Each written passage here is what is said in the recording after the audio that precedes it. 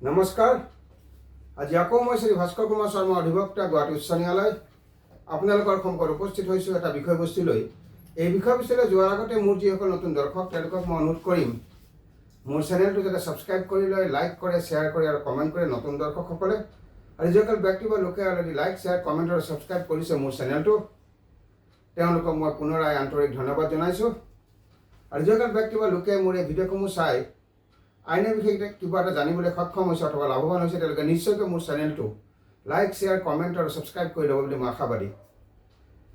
আৰু এটা বিনম্ৰ অনুৰোধ আছে আপোনালোকক, যিসকল ব্যক্তি বা লোকে মোৰ এই ভিডিঅ'সমূহ চাই, ভিডিঅ'সমূহ যাতে শেষলৈকে চাই, অন্তলৈকে চাই আৰু তেতিয়া সমাপ্ত কৰি স্কিপ কৰি নাচায়। তেনেকৈ চালে বিষয়বস্তুটো বুজি পোৱাত জটিল হ'ব পাৰে, কাৰণ আপোনালোকে সকলোৱে জানে যে আইনৰ বিষয়বস্তুবিলাক অলপ কমপ্লেক্স আৰু আওপকীয়া। সেইকাৰণে বিনম্ৰ অনুৰোধটো কৰিছোঁ আৰু আপোনালোকে বিনম্ৰ অনুৰোধটো ৰক্ষা কৰিব বুলি সকলোৱে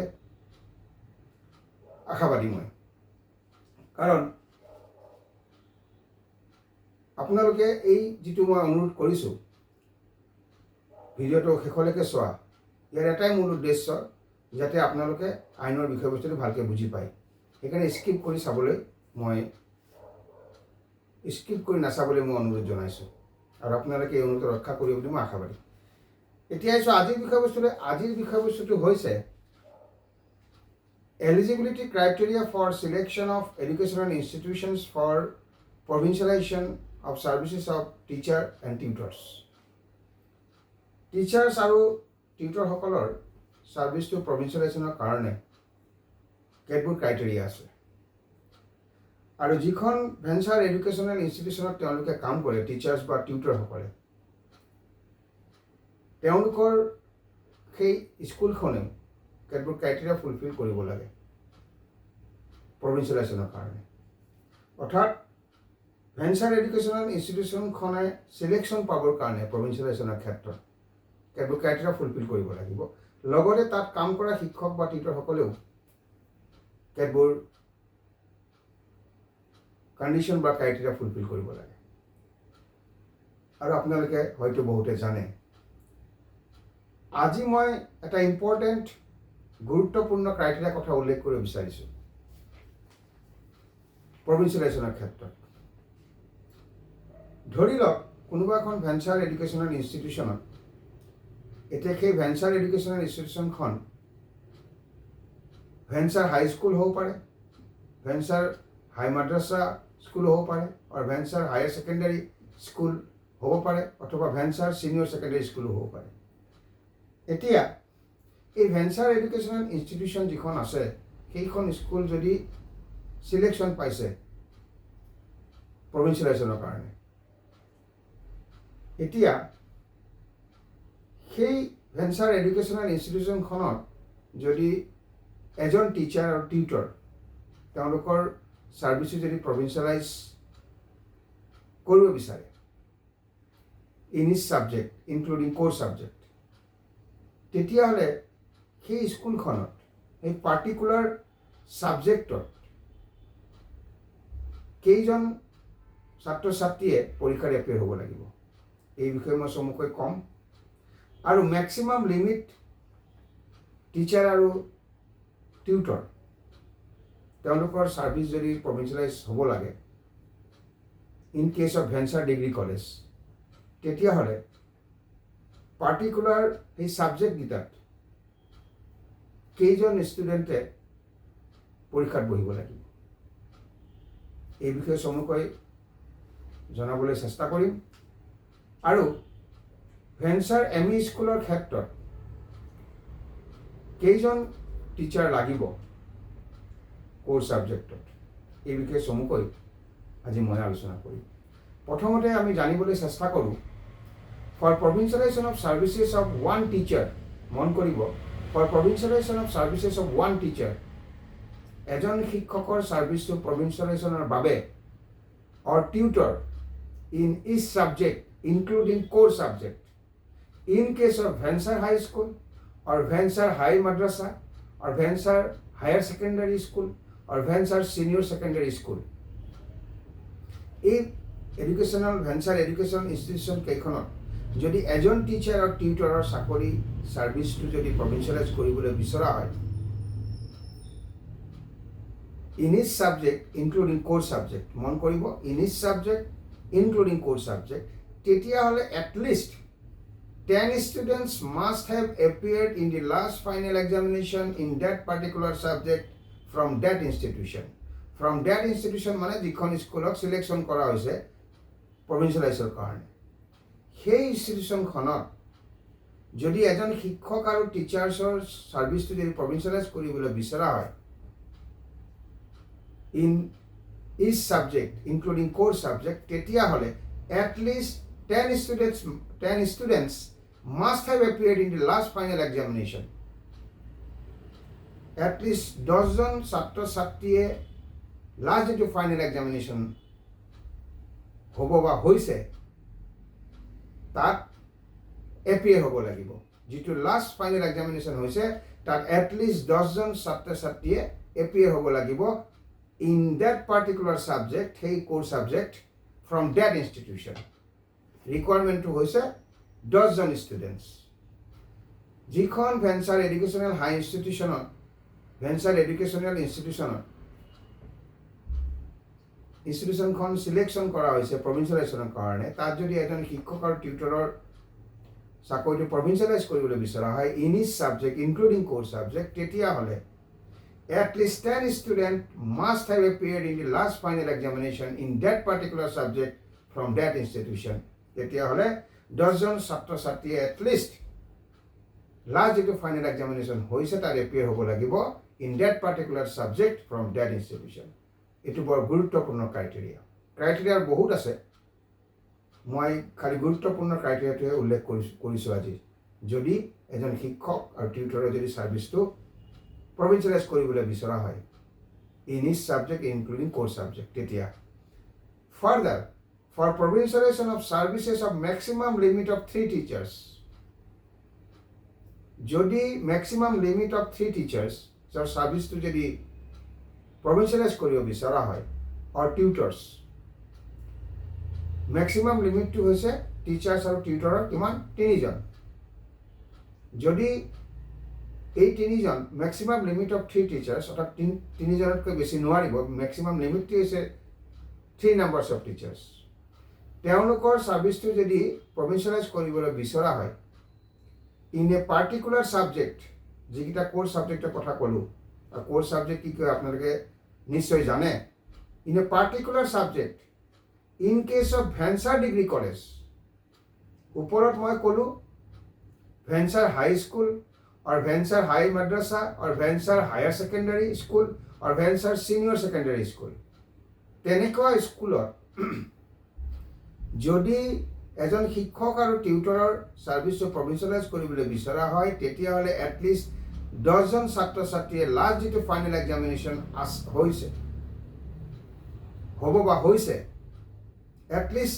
10 জন ছাত্ৰ ছাত্ৰীয়ে লাষ্ট ফাইনেল এক্সামিনেশ্যন এপিয়াৰ হ'ব লাগিব from that institution in that particular subject. এতিয়া ইয়াৰ পিছৰটো হৈছে for provincialization of services of maximum limit of 3 teachers or tutors in a particular subject in case of venture degree college. এটা venture degree college যদি maximum limit of 3 teacher or tutor যদি provincialize কৰিব বিচাৰে সাৰ্ভিসটো তেতিয়াহ'লে at least 15 students 15 John in that particular subject must have appeared in the last final examination from that institute, from that college. পাঠ্যক্ৰমটো আপোনালোকে নিশ্চয় ধৰিব পাৰিছে ভেঞ্চাৰ ডিগ্ৰী কলেজৰ ক্ষেত্ৰত তাত যদি maximum limit of 3 teacher or টিউটৰ্ছৰ সাৰ্ভিস যদি প্ৰভিঞ্চিয়েলাইজ কৰিবলৈ বিচৰা হয় ইন এ পাৰ্টিকুলাৰ সাবজেক্ট তেতিয়াহ'লে সেই ডিগ্ৰী কলেজখনত at least 15 জন ছাত্ৰ ছাত্ৰীয়ে লাষ্ট ফাইনেল এক্সামিনেশ্যনত এপিয়াৰ হ'ব লাগিব in that particular subject from that college. এটো বৰ গুৰুত্বপূৰ্ণ ক্ৰাইটেৰিয়া ইয়াৰ পিছৰটো হৈছে in case of venture ME school venture ME স্কুলৰ ক্ষেত্ৰত there must be one science teacher venture ME স্কুলত যদি সাৰ্ভিসটো বা স্কুলখন যদি প্ৰভিঞ্চিয়েলাইজ হ'ব লাগে তেতিয়াহ'লে there must be one science teacher এজন science teacher থাকিব লাগিব or tutor to teach science এজন সায়েন্স টিচাৰ থাকিব লাগিব যিজনে সায়েন্স পঢ়ুৱাব পাৰে আৰু টিউটৰ থাকিব লাগিব টু টিচ সায়েন্স টিউটৰ আৰু টিচাৰ অৰ আছে কিন্তু অথবা বুলি কৈছে in case of venture M E school মন কৰিব কনষ্ট্ৰাকশ্যনটো in case of venture M E school there must be one science teacher venture স্কুলৰ ক্ষেত্ৰত এজন সায়েন্স টিচাৰ লাগিব অৰ অথবা টিউটৰ লাগিব টু টিচ সায়েন্স বিজ্ঞান পঢ়াবলৈ এণ্ড মেথমেটিক্স সাবজেক্ট মনত ৰাখিব in case of venture high school there must be one teacher আৰু ভেঞ্চাৰ হাই স্কুলৰ ক্ষেত্ৰত এজন টিচাৰ লাগিব অথবা টিউটৰ লাগিব টু ইচ কোৰ্চ সাবজেক্ট যিকেইটা কোৰ্চ সাবজেক্ট আছে তাত এটলিষ্ট এজন টিচাৰ আৰু টিউটৰ লাগিব আৰু সেই কোৰ্চ সাবজেক্টসমূহ হৈছে mathematics science English MIL and social studies মনত ৰাখিব গতিকে এই আলোচনাৰ পৰা দেখা গ'ল কেতবোৰ এলিজিবিলিটি ক্ৰাইটেৰিয়া আছে for selection of educational institutions for provincialization of services of teacher and tutors এইটো আপোনালোকে জানে 2017 যিখন আইন আছে অৰ্থাৎ Assam education provincialization of services of teachers and reorganization of educational institution Act 2017 এই আইনখনত এই কথাখিনি স্পষ্টকৈ আছে কেতবোৰ ক্ৰাইটেৰিয়া উল্লেখ কৰি দিছে regarding eligibility criteria for selection of educational institutions ফৰ provincialization of services of teacher and tutors কেইবাটাও গুৰুত্বপূৰ্ণ ক্ৰাইটেৰিয়া আছে এই ক্ষেত্ৰত কিন্তু মই যিটো বিষয়ে যে আলোচনা কৰিব বিচাৰিছোঁ সেই বিষয়টো হৈছে যদি এজন শিক্ষক আৰু টিউটৰক তেনেকুৱা ভেঞ্চাৰ এডুকেশ্যনেল ইনষ্টিটিউশ্যনত যদি ছাৰ্ভিচটো প্ৰভিঞ্চিয়েলাইজ কৰিব বিচৰা হয় ওৱান টিচাৰ অৰ টিউটৰ মন কৰিব one teacher or tutor in each subject including core subject তেতিয়াহ'লে এটলিষ্ট 10জন ছাত্ৰ ছাত্ৰী লাষ্ট ফাইনেল এক্সামিনেশ্যনত এপিয়াৰ হ'ব লাগিব in that particular subject from that institution তেতিয়াহে সম্ভৱ হ'ব এজন টিচাৰ আৰু tutor in each subject including course subject তেওঁলোকৰ ছাৰ্ভিচটো যাতে প্ৰভিঞ্চিয়েলাইজ হ'ব পাৰে এইটো ক্ৰাইটেৰিয়া লাগিব অৰ্থাৎ 10জন ছাত্ৰ ছাত্ৰী লাষ্ট ফাইনেল এক্সামিনেশ্যন এপিয়াৰ হ'ব লাগিব সেইখন ইনষ্টিটিউশ্যনৰ পৰা ইন ডেট পাৰ্টিকুলাৰ ছাবজেক্ট আৰু ভেঞ্চাৰ ডিগ্ৰী কলেজৰ ক্ষেত্ৰত যদি মেক্সিমাম লিমিট অফ টিচাৰ আৰু টিউটৰ চাকৰিটো যদি প্ৰভিঞ্চিয়েলাইজ কৰিব বিচাৰে তেতিয়াহ'লে সেই ভেঞ্চাৰ ডিগ্ৰী কলেজখনত এটলিষ্ট 15জন ছাত্ৰ ছাত্ৰী in that particular subject must have appeared in the last final examination from that college সেইখন কলেজৰ পৰা এটলিষ্ট 15জন ছাত্ৰ ছাত্ৰী লাষ্ট ফাইনেল এক্সামিনেশ্যন এপিয়াৰ হ'ব লাগিব আৰু ভেঞ্চাৰ এম ই স্কুলৰ ক্ষেত্ৰত এজন সায়েন্স টিচাৰ লাগিবই অথবা টিউটৰ লাগিবই বিজ্ঞান পঢ়াবলৈ আৰু মেথমেটিক্স পঢ়াবলৈ আৰু ভেঞ্চাৰ হাই স্কুলৰ ক্ষেত্ৰত এজন টিচাৰ অথবা টিউটৰ লাগিব টু ইচ কোৰ্চ ছাবজেক্ট